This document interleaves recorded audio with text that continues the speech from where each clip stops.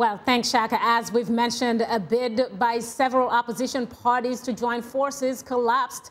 And now longtime opposition leader Dr. Kizza Besigye will run as the candidate for the Forum for Democratic Change. And former Prime Minister Amama Mbabazi is running as an independent under the auspices of Go Forward. Many other people running for the presidency as well.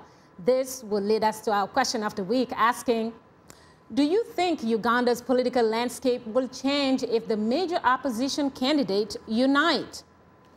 Well, I have to tell you, my phone is just going crazy. Lots of tweeting and retweeting, and I think we're going to open with actually some of your Twitter responses. And just a quick reminder before that, that we are tweeting live today.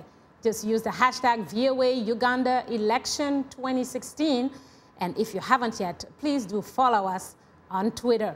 Speaking of it, let's go to a tweet from Kiza Isaac, who writes, the opposition candidates can never unite because of self-greed and power, self-greed for power, rather, and self-centeredness. Let's move on to Ortega Esimwede Jr., who says, if the opposition candidates in Uganda unite, they can bring the ruling party to defeat. Africans should realize it now. And last but not least, Joseph writes, an opposition's merger is one of the numerous factors that changed the face of the Nigerian election. It's a good place to start. Well, let's now turn to Facebook, where we have a comment from Mohamed Ahmed Mansour in Monrovia, Liberia, who writes, the formation or coalition of political parties is not the solution to the problem in Uganda. The country needs a mature leader with bright future, not an opportunist. I'd like to urge the opposition leaders in Uganda to recognize their deficiencies. However, opposition in Uganda must be allowed to participate in the democratic process. President Museveni should give others a chance. Uganda is not his personal property. Enough is enough.